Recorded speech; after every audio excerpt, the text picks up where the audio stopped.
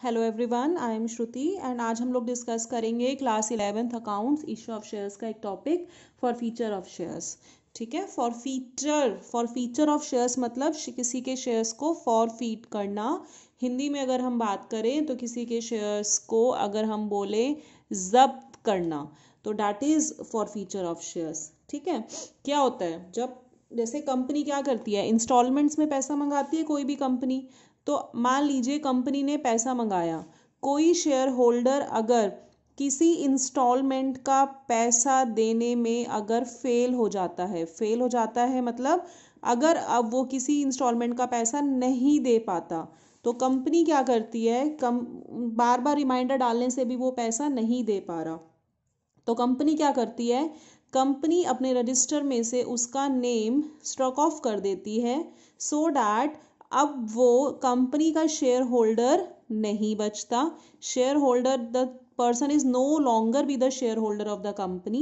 And उस case में जो कंपनी को ऑलरेडी मनी जो कंपनी रिसीव कर चुकी है, वो पैसा शेयर होल्डर को रिटर्न नहीं किया जाता। ठीक है, मान लीजिए टोटल कंपनी ने पैसा मंगाया था, लेट्स से 8 रुपीज़ मंगाया, जिसमें से केवल 5 रुपये दिए गए हैं एंड 3 रुपीज़ आर अनपेड। और वो बार बार कहने के बाद भी शेयर होल्डर पैसा वापस नहीं कर रहा है, तो उसका क्या कर लिए जाएंगे, उसके शेयर फॉरफीट कर लिए जाएंगे। और जो 5 रुपये शेयर होल्डर पे कर चुका है वो शेयर होल्डर को वापस नहीं मिलेंगे। तो वो पैसा जो 5 रुपये वो दे चुका है, जो ₹5 that the share holder has already paid, वो किस में आ जाएंगे, फॉरफिटेड अमाउंट। मतलब फॉरफिटेड मतलब वो अमाउंट जो हम जब्त कर चुके हैं, क्योंकि आप आगे के पैसे नहीं दे रहे। आपने ये पैसे बेशक दिए हो, लेकिन जब तक आपको फायदा भी तो मिला ना, जब आप ये पैसे दे रहे थे, जब तक हमें ये पैसे हम आपको वापस नहीं करेंगे। बस यही छोटा सा कॉन्सेप्ट है फॉर फीचर ऑफ शेयर्स का। बाकी जर्नल एंट्रीज कैसे पास होती हैं, तो हम टाइम ना वेस्ट करते हुए सीधे प्रैक्टिकल क्वेश्चन से वी विल डिस्कस। देखिए क्वेश्चन क्या कह रहा है, दिनेश लिमिटेड ने एप्लीकेशन इनवाइट की 10,000 इक्विटी शेयर्स 10 रुपीज़ एक की।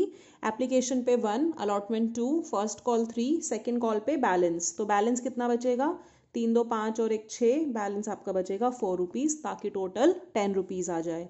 इशू वॉज फुली सब्सक्राइब्ड, मतलब 10,000 इशूड थे, एप्लीकेशन भी हमारे पास पूरे 10,000 शेयर्स की आई है। राम, जिसको 100 शेयर्स अलॉट हुए थे, उसने अलॉटमेंट की मनी नहीं दी और उसके शेयर्स इमीडिएटली फॉरफिट कर लिए गए। ठीक है। श्याम, जिसको 150 शेयर्स दिए गए थे, उसने फर्स्ट कॉल नहीं दी, उसके भी शेयर्स हमने इमीडिएटली फर्स्ट कॉल के बाद फॉरफिट कर लिए, उसके बाद सेकेंड एंड फाइनल कॉल मंगाई गई। मोहन, जिसको 50 शेयर्स दिए गए थे, उसने सेकेंड एंड फाइनल कॉल की पेमेंट नहीं की, उसके शेयर्स भी फॉरफिट कर लिए गए। सभी फॉरफिटेड शेयर्स 9 रुपीज़ में री इशू हुए एज फुल्ली पेड अप। री इशू मतलब जब कंपनी ने वापसी ले लिए शेयर, तो किसी और को तो दे सकती है ना, तो वो री इशू बोलते हैं। आपको एंट्रीज पास करनी है। ठीक है, तो एक बार वीडियो पॉज करके या तो ये क्वेश्चन नोट डाउन कर लीजिए, नहीं तो if you have the books तो बुक सामने रख लीजिए। देखो एप्लीकेशन पे 1 रुपी है, अलॉटमेंट पे 2, फर्स्ट कॉल पे 3 और फाइनल कॉल पे बैलेंस यानी कि 4 रुपीज़। तो as per the question, Ram जिसके पास 100 शेयर्स थे, उसने अलॉटमेंट की मनी नहीं दी, तो अलॉटमेंट की मनी थी 2 रुपीज़ की, तो डैट मीन्स राम से हमें 200 रुपये नहीं आए। ऐसे ही श्याम, जिसके पास 150 शेयर थे, उसने फर्स्ट कॉल की मनी नहीं दी, तो डैट मीन्स 150 इंटू 3, तो कितने रुपए नहीं आए हमारे पास, 450 ऑन फर्स्ट कॉल। मोहन, जिसके पास 50 शेयर्स थे, ही डिड नॉट पे second call money, that means 50 shares into 4 rupees of second and final call, तो हमारे पास 200 रुपीज़ नहीं आए। ठीक है, ये एंट्री मैं पहले लिख चुकी हूँ बिकॉज ये very simple, these are very simple entries. Bank to equity share application, 10,000 shares हैं, 1 रुपीज़ के हिसाब से 10,000 रुपीज़। फिर हम एप्लीकेशन की मनी को शेयर कैपिटल में ट्रांसफ़र करेंगे, same amount 10,000 rupees. Next entry हमारी क्या बनेगी, शेयर अलॉटमेंट ड्यू करने की, तो वो डेट entry will be share allotment account debit to share capital. कितने शेयर्स थे हमारे पास शेयर्स थे 10,000 शेयर्स, और एक शेयर पे अलॉटमेंट की मनी 2 रुपीज़ ड्यू थी, तो हमारी टोटल मनी ड्यू हो गई on allotment that is 20,000 rupees. उसके बाद हमें अलॉटमेंट का पैसा आएगा, राइट।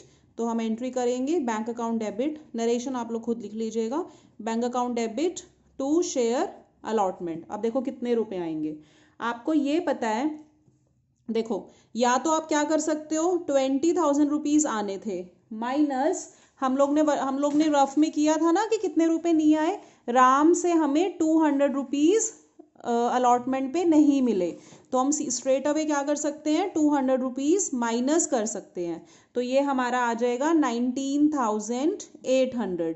ठीक है, अगर लंबे तरीके से करना है तो ये है, देखो कि टोटल थे 10,000 शेयर्स, जिसमें से 100 शेयर पे पैसा नहीं आया, यानी कि 9900 शेयर पे पैसा नहीं आया, इनटू 2 रुपीज, ये आपका 19,800 आ जाएगा। ठीक है, अब देखो न्यू एंट्री, हमारे पास अलॉटमेंट 100 शेयर पे नहीं आई और क्वेश्चन के हिसाब से वो वाले शेयर्स हम लोग ने फॉरफीट किए, तो फॉरफीट की एंट्री देखो कैसे पास होएगी, सुनो। अब जब हम शेयर ड्यू करते हैं, हम शेयर कैपिटल को क्रेडिट करते हैं ना, अब वही शेयर वापस ले रहे हो तो इस शेयर कैपिटल को आप क्या कर लोगे, डेबिट करोगे। तो सबसे पहले हम क्या करेंगे, शेयर कैपिटल अकाउंट डेबिट, और ये कौन सी अमाउंट से डेबिट होगा, जो जितनी मनी हमने मंगाई है।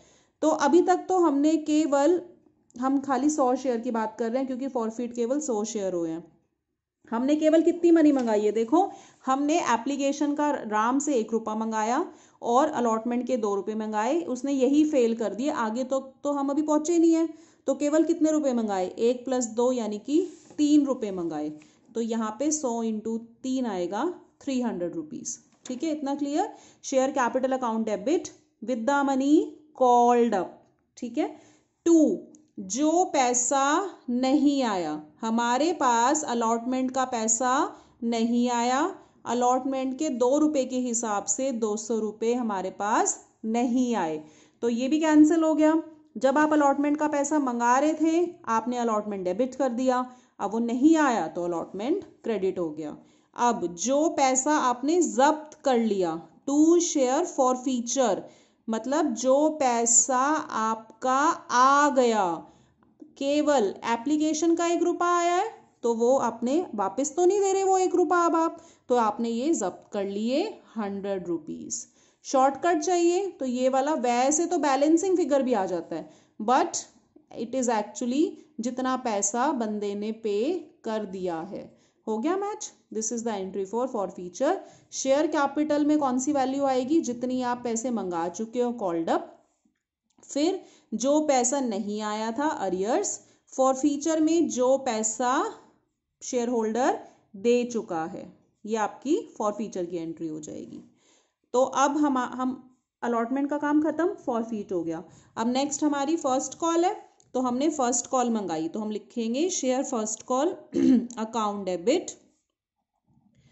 To share capital.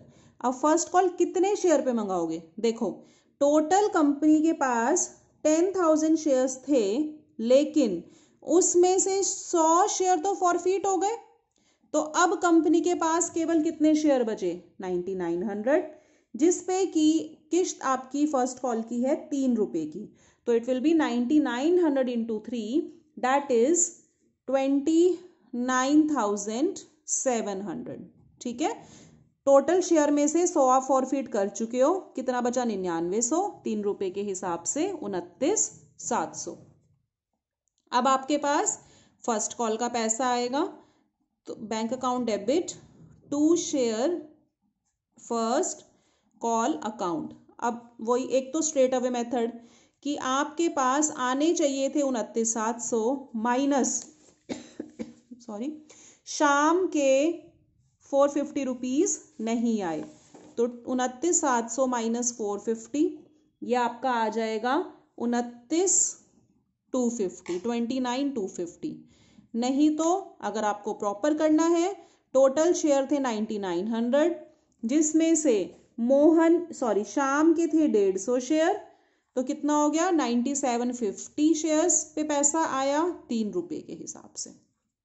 अब क्वेश्चन बोल रहा है कि शाम ने जब फर्स्ट कॉल का पैसा नहीं दिया तो शाम के शेयर्स भी कंपनी फॉरफीट कर रही है, तो तो फॉरफीचर फिर कैसे होएगा, शेयर कैपिटल, वही सेम, शेयर कैपिटल क्या होगा, डेबिट होगा, कितने से, with the amount called up, कितने शेयर थे 150 इनटू टोटल कितने पैसे मंगाए हैं। देखो शाम से तो हमने एप्लीकेशन भी मंगा ली, अलॉटमेंट भी मंगा ली, फर्स्ट कॉल उसने बेशक नहीं दी, हम मंगा तो ली ना हमने, तो 6 रुपये हो गए, 1 + 2 + 3 तो 6 रुपीज़ हो गए।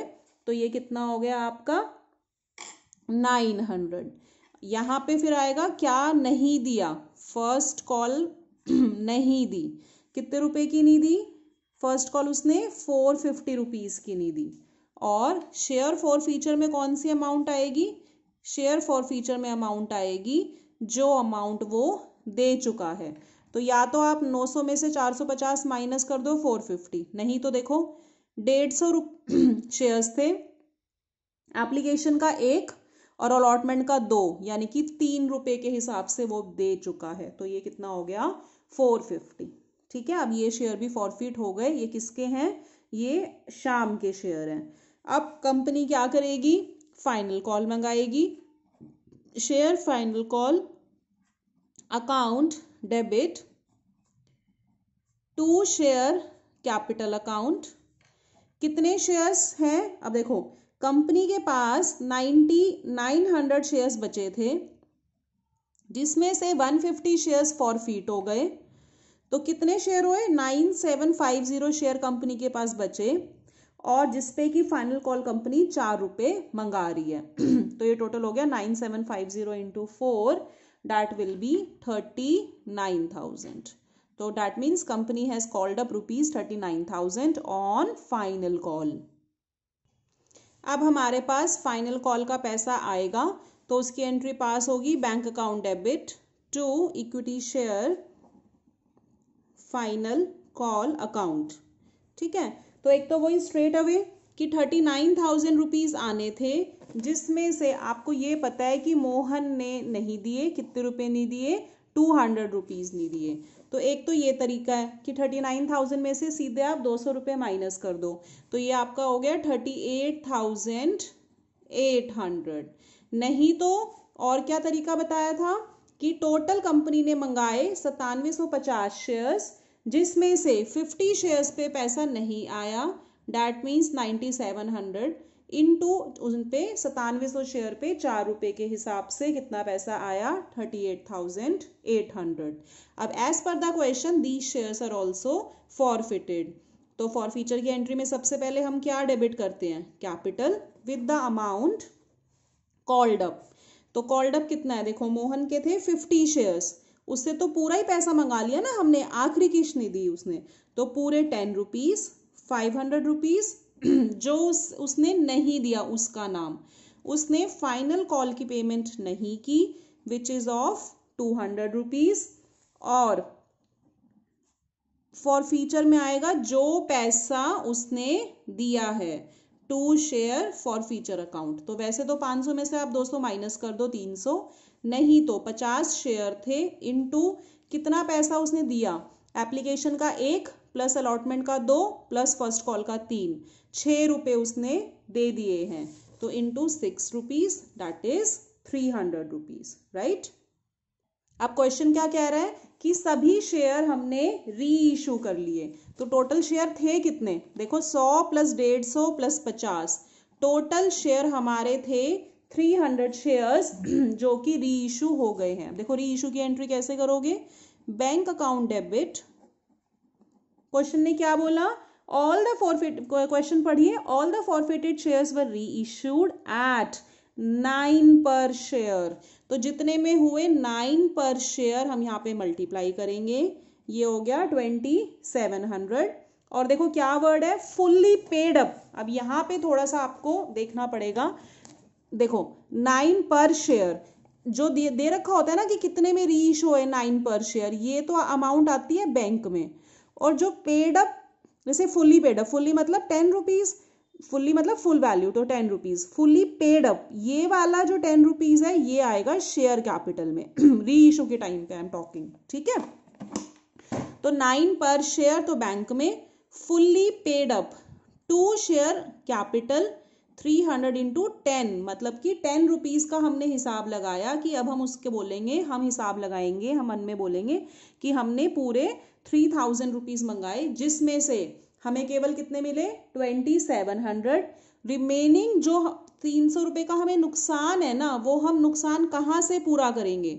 हम नुकसान जो हमने अमाउंट जब्त नहीं किया था, जैसे जिससे जो पैसा आ गया था, जैसे इससे 300 रुपये आए थे, किसी से हमें 450 रुपये आए थे, राम से हमें आए थे 100 रुपये, तो वो हमारे पास फालतू ही पैसा पड़ा हुआ है ना। जब हमने ये शेयर री इशू ही कर लिए तो पिछली बार में इनसे जो पैसा आया था वो एक्स्ट्रा ही पैसा है, तो वो लॉस हम उस एक्स्ट्रा पैसे में से पूरा करेंगे 300 रुपीज। ठीक है, तो अब आप देखो, अगर फॉरफिटेड अमाउंट मतलब जो पैसा आपने जब्त कर लिया था वो कितना था?